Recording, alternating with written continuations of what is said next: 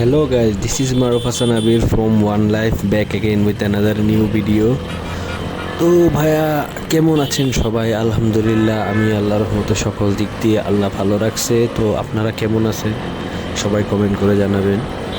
তো আজকে ভাইয়া সকাল সকাল বের হয়ে গেলাম একটু এক্সপেরিমেন্ট করতে, কারণ বর্তমান দেশে যে পরিস্থিতি চলতেছে, যে অবস্থা চলতেছে, যে জ্বালানি তেল নিয়ে একটা যেই সংকট খবরে দেখতেছি বা ফেসবুকে বিভিন্ন রিলে দেখতেছি, সেটার ভিত্তিতে যদি চিন্তা করি ভাইয়া, আসলেই অনেক বড় একটা ইস্যু। কারণ আসতেছে সামনে ঈদের সময়, এখানে দূরপাল্লার যাত্রীদের যাওয়া আসার একটা বিষয় আছে। তারপর আমরা যারা শহরের বুকে ভাইয়া রাইড শেয়ার করি তাদের বিষয় আছে, সিএনজি আছে, পাঠাও, উবার, অনেক কিছু আছে।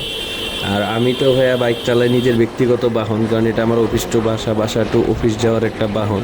কিন্তু তারপরেও ভাইয়া আসলে যদি এই সংকটটা বা এই জিনিসটা যদি আসলেই বাস্তব হয়, তাহলে ভাইয়া কিন্তু আসলে অনেক বড় একটা ইস্যু আমরা ফেস করতে যাচ্ছি। তো সেই জন্যেই আজকে একটু বের হলাম যে দেখার জন্যে যে আসলে কী সিচুয়েশন।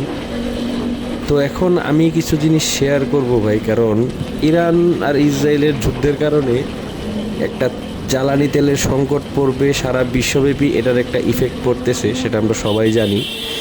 কিন্তু আমার কেন জানি মনে হচ্ছে না যে আমাদের বাংলাদেশে এটার তেমন একটা ইফেক্ট পড়ার কথা। কারণ আমাদের বাংলাদেশের যেই স্বভাবটা বা আগে প্রিভিয়াস বিভিন্ন ঘটনা থেকে দেখছি, সেটার প্রেক্ষিতে আমি বলবো যে বাঙালি কোনো কিছু একটা জিনিসের হুচুক পাইলেই মনে করেন পাগলের মতো আচরণ করে। অ্যাজ লাইক যে গত কালকে বা তার আগের দিনও রাতের বেলা আমি অফিস থেকে যাওয়ার সময় ভিডিও দেখলাম যে রাস্তার মধ্যে যে মানুষ পেট্রোল পাম্পের লাইনের পর লাইন, যে তেল নাকি শেষ হয়ে যাবে, তেলের দাম নাকি বেড়ে যাবে, এনিথিং জানি না। কারণ যাওয়ার সময় দেখলাম ভাই, আসলে আমাদের দেশে সব সম্ভব, কিন্তু আমি মনে করি এভাবে রিয়েক্ট না করে যখন সময় আসবে তখন তখন দেখা গেলেই চলবে।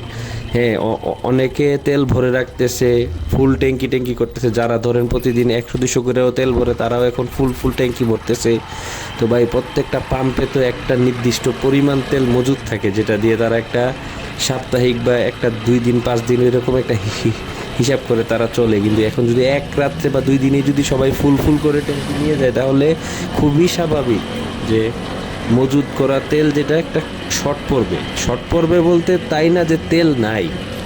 ধরেন আপনার গাড়িতে তেল লাগে 2 লিটার বা 3 লিটার ফর এক্সাম্পল, সাপোজ সেখানে যদি আপনি 10 লিটার বইরা পাম্পে থেকে 10 লিটার কমায় দেন, তাহলে তো শুধু আপনি একা ভরতেছেন না, আরও অনেক গাড়ি ভরতেছে।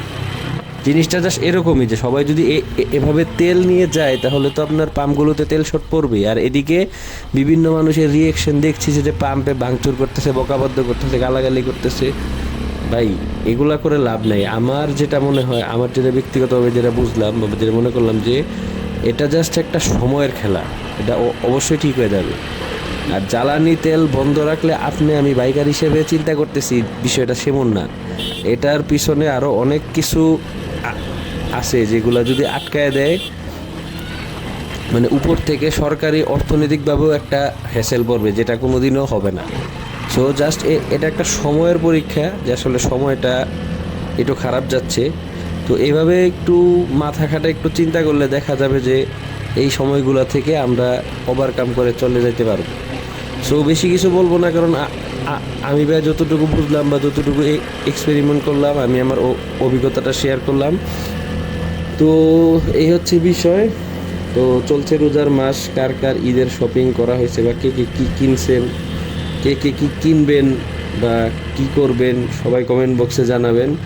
এবং আপনারা বাকি রাইডটা পুরোটা দেখুন এবং এনজয় করুন। I am Maruf Hasan Abir from One Life and I will take a leave. আপনারা পুরো ভিডিওটা এনজয় করুন। Thank you. আসসালামু আলাইকুম।